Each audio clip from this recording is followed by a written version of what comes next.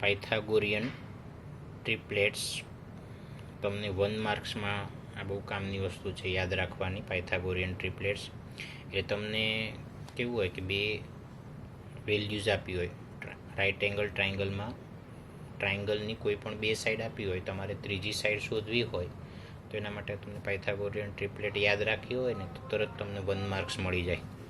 તો એવા યાદ રાખો 3, 4, 5.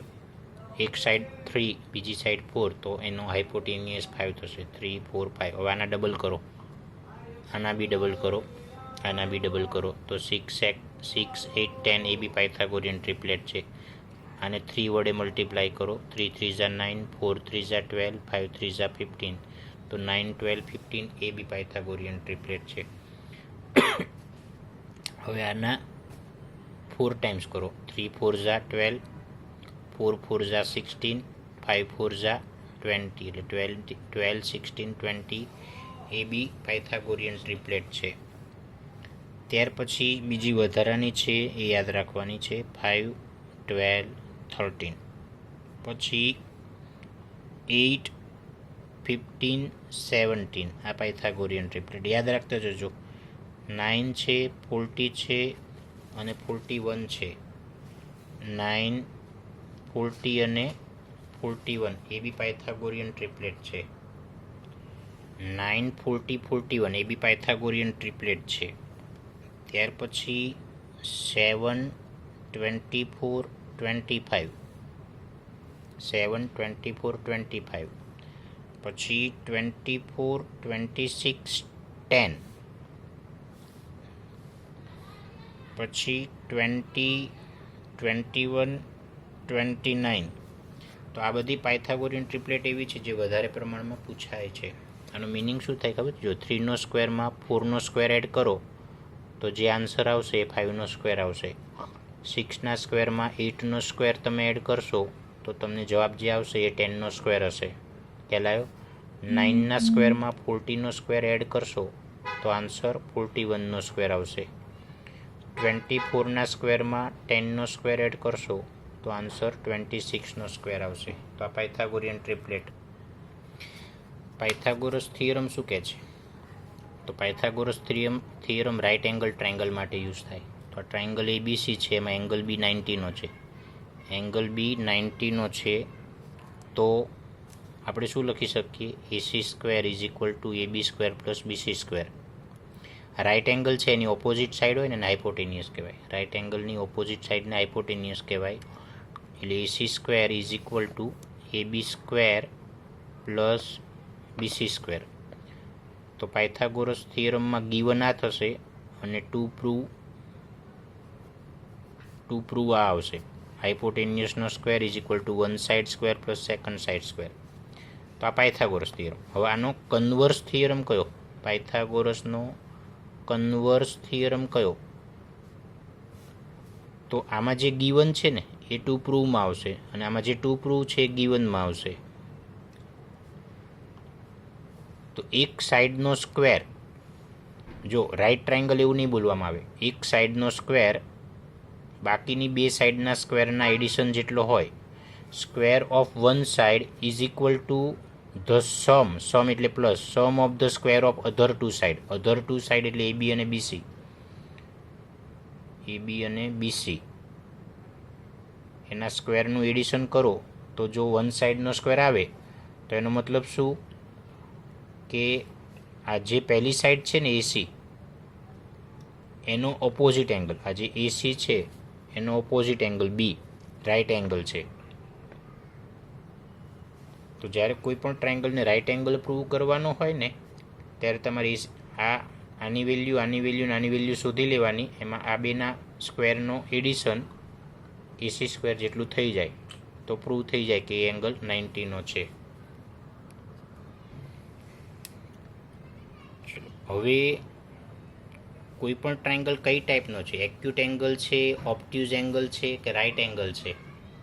તમને ક્વેશ્ચનમાં 3 સાઈડ આપી હોય, ક્વેશ્ચનમાં તમને 3 સાઈડની વેલ્યુ આપી છે. માની લ્યો કે AC સાઈડ છે સૌથી મોટી આપી છે. તમને જે 3 સાઈડ આપી છે એમાં સૌથી મોટી સાઈડ AC છે. હવે તમારે ચેક કરવું છે કે આ ટ્રાયંગલ કઈ ટાઈપનો છે, ઓબ્ટ્યુઝ છે, એક્યુટ છે કે રાઇટ એંગલ છે. તો એના માટે શું કરવાનું, જે સૌથી મોટી સાઈડ છે ને એનો સ્ક્વેર મોટો થશે કોના કરતાં, બાકીની બે સાઈડના સ્ક્વેરના એડિશન કરતાં. હજી કહું છું, આ સૌથી મોટી સાઈડ છે, તો સૌથી મોટી સાઈડનો સ્ક્વેર એ ગ્રેટર હશે કોના કરતાં, બાકીની બે સાઈડના સ્ક્વેરના એડિશન કરતાં. તો એનો મતલબ શું, આ જે એસી છે એનો ઓપોઝિટ એંગલ, જે સૌથી મોટી સાઈડ છે એનો ઓપોઝિટ એંગલ. તો એસી સૌથી મોટી સાઈડ છે, તો એસીનો ઓપોઝિટ એંગલ શું થાય, બી. એ અને સી સિવાયનો લેટર બી. તો એંગલ બી હશે ને એ 90થી ગ્રેટર હશે. એટલે કે આ કયો ટ્રાયંગલ થયો, ઓબ્ટ્યુઝ. આ ઓબ્ટ્યુઝ એંગલ ટ્રાયંગલ થયો. હવે સૌથી મોટી સાઈડનો સ્ક્વેર, એસી સૌથી મોટી સાઈડ છે એનો સ્ક્વેર નાનો હશે કોના કરતાં, બાકીની બે સાઈડ એ બી અને બીસી એના સ્ક્વેર એના એડિશન કરતાં. તો એસીનો ઓપોઝિટ એંગલ બી એ નાનો થશે કોના કરતાં, 90 કરતાં. એટલે કે આ ટ્રાયંગલ કયો થયો, એક્યુટ. Acute angle triangle. પણ જો સૌથી મોટી સાઈડનો સ્ક્વેર એ બાકીની બે સાઈડના સ્ક્વેરના એડિશન જેટલો હશે, તો એસીનો ઓપોઝિટ એંગલ બી એ 90 થશે. એટલે કે રાઇટ એંગલ ટ્રાયંગલ બનશે.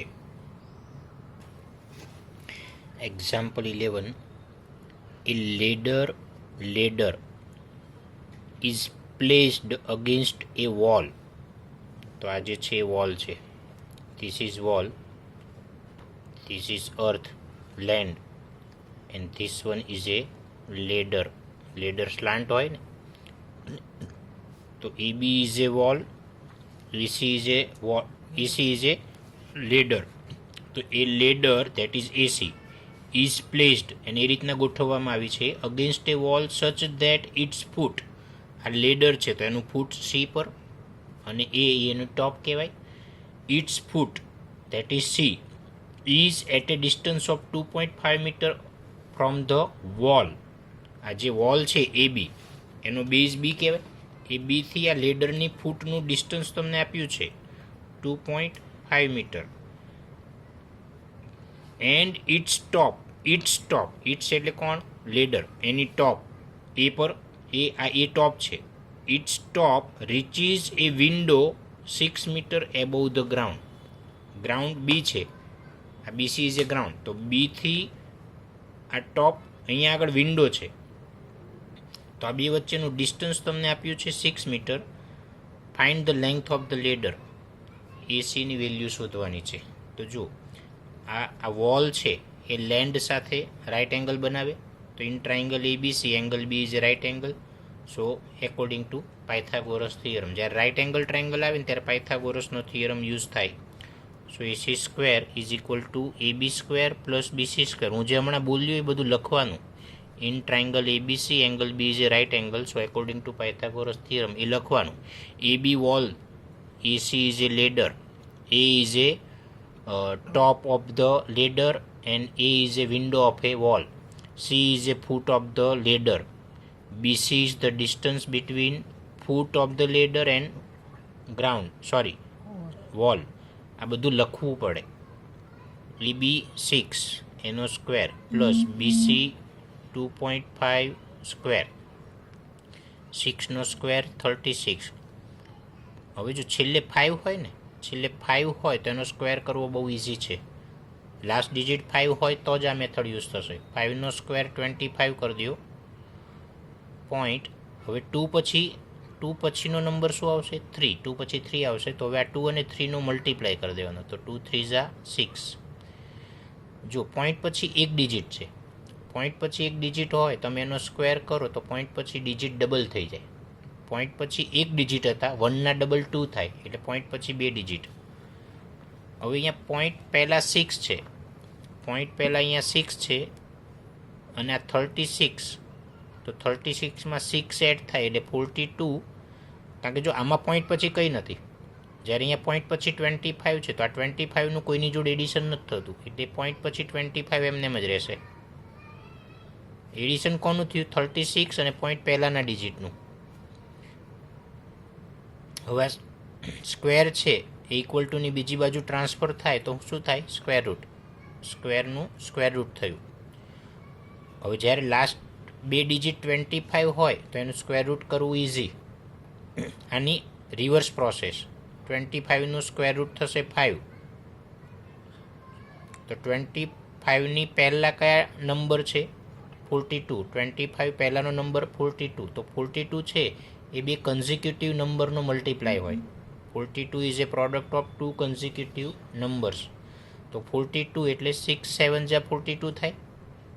એ બંનેમાં નાનો ડિજિટ કયો છે? 6. તો જે નાનો ડિજિટ હોય ને એ તમારે અહીંયા લેવાનો આગળ. એટલે એસીની વેલ્યુ થઈ 6.5. અને પોઈન્ટ પછી 2 ડિજિટ હોય અને તમારે એનું સ્ક્વેર રૂટ કરવું હોય તો નંબર ઓફ ડિજિટ્સ હાફ થઈ જાય.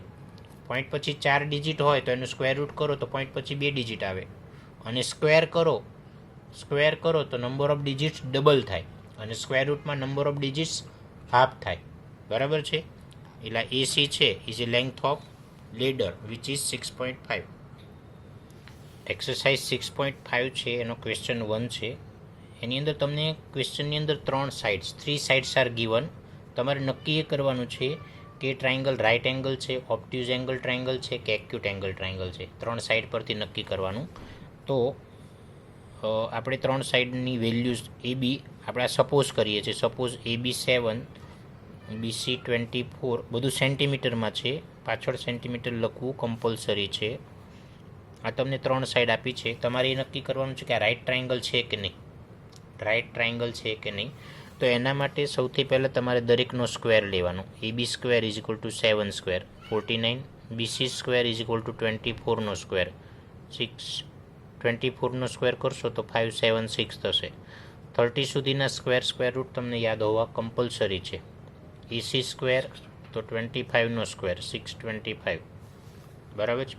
હવે તમે જુઓ આ ત્રણેયમાં સૌથી મોટું કોણ છે? 625 છે. ત્રણેયમાં સૌથી મોટો નંબર આ છે ને. તો બાકીના બે નંબર જે છે ને એનું તમારે એડિશન લેવાનું. જે સૌથી મોટો નંબર છે એને છોડી દેવાનો. તો આ બેનું તમારે એડિશન લેવાનું. એટલે AB square plus BC square is equal two 49 plus 576. આ બેનું એડિશન કરશો ને તો 625 આવશે. અને 625 એ કોની વેલ્યુ છે? AC સ્ક્વેરની. એટલે AB સ્ક્વેર પ્લસ BC સ્ક્વેરનો આન્સર કોના જેટલો છે? AC સ્ક્વેર જેટલો. તો એનો મતલબ એમ કે રાઇટ ટ્રાયંગલ છે. અને જે સૌથી મોટી સાઈડ છે એ હાઇપોટેનિયસ કહેવાય. અને જે સૌથી મોટી સાઈડ છે એનો ઓપોઝિટ એંગલ 90નો. તો એસીનો ઓપોઝિટ એંગલ બી કહેવાય. એટલે આમાં બી એંગલ 90નો છે. તો આ તમારો 1 નંબર હતો ક્વેશ્ચન 1માં. સેકન્ડ નંબરની અંદર તમને 3 સાઈડ આપી છે. એક 3 સેન્ટીમીટર છે, બીજી 8 સેન્ટીમીટર છે અને ત્રીજી સાઈડ 6 સેન્ટીમીટર છે. તો સૌથી પહેલાં સ્ક્વેર કરીશું. ક્વેશ્ચન શું છે? રાઇટ એંગલ ટ્રાયંગલ છે, ઓબ્ટ્યુઝ એંગલ ટ્રાયંગલ છે કે એક્યુટ એંગલ ટ્રાયંગલ છે એ તમારે કરવાનું. 3નો AB સ્ક્વેર એટલે 3 સ્ક્વેર, BC સ્ક્વેર એટલે 8નો સ્ક્વેર અને AC સ્ક્વેર એટલે 6નો સ્ક્વેર આવશે. હવે જો 3નો સ્ક્વેર 9 થાય, 8નો સ્ક્વેર 64 થાય અને 6નો સ્ક્વેર 36 થાય. તો તમારી પાસે આ 9, 64 ને 36 છે. એમાં 64 સૌથી મોટો. એટલે બાકીના બેનું તમારે એડિશન કરવાનું. તો 9 અને 36 એટલે AB સ્ક્વેર અને AC સ્ક્વેરનું એડિશન કરવાનું. AB સ્ક્વેર અને AC સ્ક્વેર એનું એડિશન કરવાનું.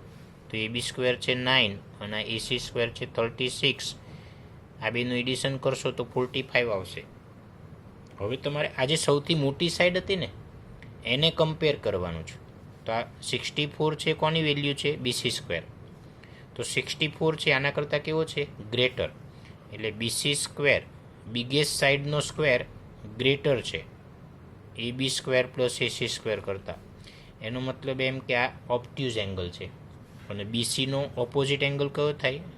BC સિવાયનો લેટર A. BC સિવાયનો લેટર A આવે ને તો એંગલ A છે 90થી ગ્રેટર હશે. એટલે આ કયો ટ્રાયંગલ થયો? ઓબ્ટ્યુઝ એંગલ ટ્રાયંગલ થયો. ચલો આ ફરીથી 3 સાઈડ આપી છે. ફરી નક્કી કરો ઓબ્ટ્યુઝ એંગલ છે, એક્યુટ એંગલ છે કે રાઇટ એંગલ છે. તો સૌથી પહેલાં દરેક સાઈડનો સ્ક્વેર લ્યો. તો આ 50નો સ્ક્વેર કરો તો 5નો સ્ક્વેર 25 થાય, અને 10 છે એનો સ્ક્વેર કરો તો 00 થાય. પછી આ BCનો સ્ક્વેર એટલે 80નો સ્ક્વેર કરશો તો 8નો સ્ક્વેર 64 થાય, અને 10નો સ્ક્વેર 00. હવે એ રીતે આ ACનો સ્ક્વેર તો 1નો સ્ક્વેર 1 થાય, પણ 00નો સ્ક્વેર એટલે 00 ડબલ ટાઈમ એટલે 10,000 થયું. તો આ ત્રણેયમાં સૌથી મોટી વેલ્યુ કઈ થઈ? 10,000. એટલે તમારે એને નહીં લેવાનું, પણ આ બાકીના બેનું એડિશન લેવાનું. તો AB square plus BC square, તો એ એટલે 2500 અને 6400નું એડિશન લેવાનું. તો 00માં 00 એડ થાય તો 0, 4 + 5 9, 6 + 2 8, એટલે 8900 થયું. હવે આ જે સૌથી મોટી સાઈડ છે ને એને કમ્પેર કરવાની કે આ છે એ આ એડિશન કરતાં મોટું છે. તો AC સ્ક્વેર છે 10,000 છે, 10,000 8900થી ગ્રેટર છે, એટલે શું લખાય? AC સ્ક્વેર ગ્રેટર છે કોના કરતાં? તો કે AB square plus BC square કરતાં. તો ગ્રેટર છે એનો મતલબ ઓબ્ટ્યુઝ એંગલ, અને સૌથી મોટી સાઈડ કઈ? AC. એનો ઓપોઝિટ એંગલ કયો? B. તો એંગલ B 90થી મોટો, એટલે આ કયો ટ્રાયંગલ થયો? ઓબ્ટ્યુઝ એંગલ ટ્રાયંગલ થયો. પછી ફોર્થની અંદર સપોઝ વન સાઈડ છે 13 સેમીની, સેકન્ડ સાઈડ છે 12 સેમીની, અને ત્રીજી સાઈડ છે 5 સેમીની. તો પહેલાં ત્રણેય સાઈડનો સ્ક્વેર લ્યો. તો 13નો સ્ક્વેર 169. પછી આ બીજી સાઈડ છે એનો સ્ક્વેર લ્યો. તો 12નો સ્ક્વેર 144. ત્રીજી સાઈડ AC છે એનો સ્ક્વેર લ્યો. 5નો સ્ક્વેર 25. તો આ ત્રણેયમાં સૌથી મોટું કોણ છે? આ ત્રણેયમાં 169. તો તમારે બાકીના બેનું એડિશન લેવાનું. તો આ 144 અને 25, એટલે BC square plus AC square એટલે 144 પ્લસ 25. તો આ બેનું એડિશન થાય 169, અને 169 એ કોની વેલ્યુ છે? AB સ્ક્વેરની. એટલે BC square plus AC square એની વેલ્યુ AB સ્ક્વેર જેટલા છે. એનો મતલબ એમ કે AB એટલે આ ટ્રાયંગલ રાઈટ ટ્રાયંગલ કહેવાય ને, અને સૌથી મોટી સાઈડ AB, તો એનો ઓપોઝિટ એંગલ C, એટલે એંગલ C 90નો છે. પણ સપોઝ એવું માની લ્યો કે સૌથી મોટી સાઈડ છે એનો સ્ક્વેર, સૌથી મોટી સાઈડનો સ્ક્વેર નાનો હોય બાકીની બે સાઈડના સ્ક્વેર કરતાં, બાકીની બે સાઈડના સ્ક્વેરના એડિશન કરતાં. તો એનો મતલબ એમ કે આ ACનો ઓપોઝિટ એંગલ B છે એ 90થી નાનો હશે. એટલે આ કયો એંગલ કયો ટ્રાયંગલ થાય? એક્યુટ એંગલ ટ્રાયંગલ થશે. સૌથી મોટી સાઈડનો સ્ક્વેર નાનો હોય બાકીની બે સાઈડના સ્ક્વેરના એડિશન કરતાં. ક્વેશ્ચન નંબર 9 શું કે છે? A ladder 10 metre long, ladder 10 metre long reaches a window 8 metre above the ground. એટલે આ વોલ, આ ગ્રાઉન્ડ, અને આ ગ્રાઉન્ડથી આ વિન્ડો એ કેટલી હાઈટ પર છે? 8 મીટર. અને આ જે છે એને કહેવાય this is a ladder. The length of ladder is given which is 10 metre. અને આ વિન્ડો છે, અને આ લેડરની ટોપ બી કહેવાય, એની હાઈટ 8 આપ્યું છે. તમારે આ બે વચ્ચેનો ગેપ શોધવાનો છે. Distance of the foot of the ladder, C is A foot of the ladder and B is A base of a wall. I want to find out the distance of BC. So in triangle ABC, angle B is a right angle, so you can use Pythagoras theorem. AC square is equal to AB square plus BC square. AC is hypotenuse, એનો square. જો તમારે BC શોધવો છે તો બી formula અહીંયા નથી બદલાતી. દરેક વખતે હાઇપોટેનિયસનો સ્ક્વેર ઇઝ ઇક્વલ ટુ બાકીની બે સાઈડના સ્ક્વેરનું એડિશન એવી રીતે જ થશે. એટલે 10નો સ્ક્વેર ઇઝ ઇક્વલ ટુ આ 8નો સ્ક્વેર. એબીની વેલ્યુ 8 છે, બીસીની વેલ્યુ શોધવાની છે.